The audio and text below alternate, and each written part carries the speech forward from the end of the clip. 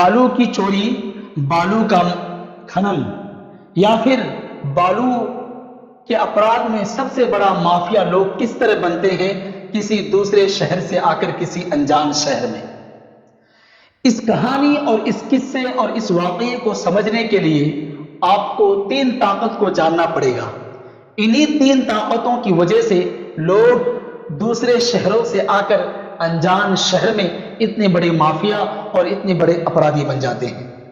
اس کے پیچھے سب سے بڑی اور سب سے پہلی طاقت ہے کسان، اور دوسری طاقت ہے دلال، بروکر، اور تیسری طاقت ہے مافیا جو دوسرے شہروں سے آ کر یہاں پر مافیا گیری کرتے ہیں. اس کام کو، اس اپرادھ کو انجام دینا آسان نہیں ہے مافیا کے لیے کسی دوسرے شہر سے آ کر، لیکن اسے کسان اور جو دلال ہے وہ اس کو آسان بنا دیتے ہیں جو لوکل ہوتے ہیں. اس کو سمجھنا پڑے گا. دلال کا کام کیا ہوتا ہے؟ دلال وہ ہوتا ہے جو تھوڑا بہت پڑھ لکھ کر اپنے روزگار کی تلاش میں نکلتا ہے، ایسے روزگار کی تلاش میں جس میں اس کو محنت کرنا نہ پڑے، دھوپ میں نہ کھٹنا پڑے، یا کسی شہر میں جا کر مزدوری نہ کرنا پڑے. تو وہ علاقے میں ایسا ہی فری فوکٹ کا کام ڈھونڈتا ہے جس سے اس کا گزارا، اس کا پیٹ پل جائے، تو اسی کو دلال کہتے ہیں. تو علاقے میں ایسے لوگ بہت سارے پائے جاتے ہیں جس کا کورٹ کچہری یا پھر بلاک یا پھر تھانہ آنا جانا رہتا ہے کسی چھوٹے موٹے کام کی وجہ سے.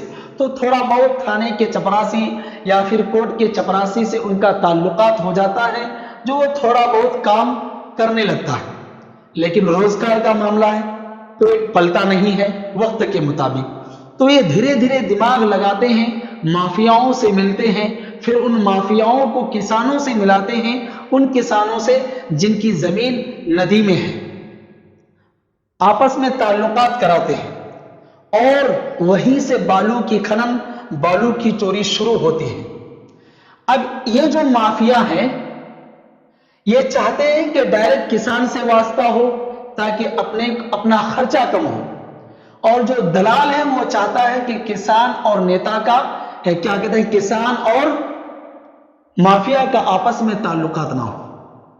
لیکن اسی بیچ آتا ہے الیکشن. جو دلال ہوتے ہیں اسے چاہت ہوتی ہے کہ دھیرے دھیرے اب پولیٹیشن بنا جائے، سیاستدان بنا جائے.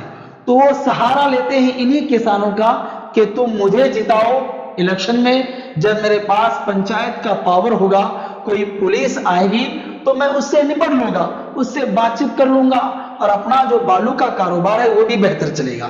وہ کسان کیا کرتے ہیں، الیکشن میں ان دلالوں کو اپنی حمایت میں جتانے کی کوشش کرتے ہیں، اور غریب غربا اور جو کم طبقے کے لوگ ہیں انہیں ڈرا دھمکا کر یہ کہہ کر ووٹ لیا جاتا ہے کہ تم ووٹ دو ہمارے انہی سیاستدانوں کو، ورنہ پھر تمہیں تمہارا گھر بسانے کے لیے نہیں دیا جائے گا.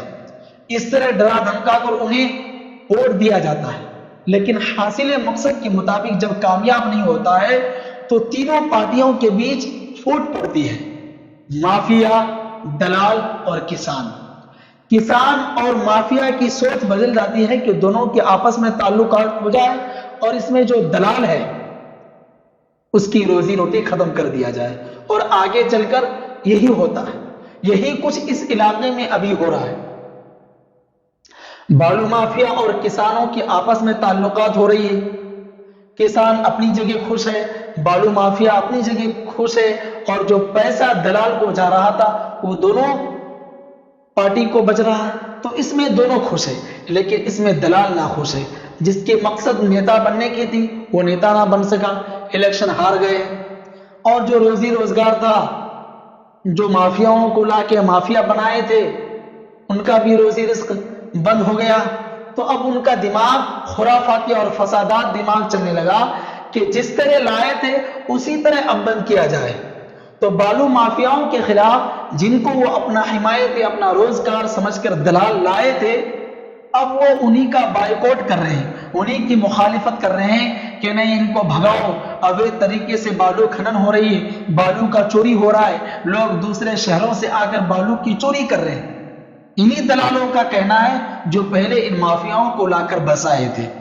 کیونکہ سب کی چاہت ہے کہ تخت و تاج ملے، کسی کو ملی نہیں، اور جس کو ملی اس کے پاس طاقت بچی نہیں۔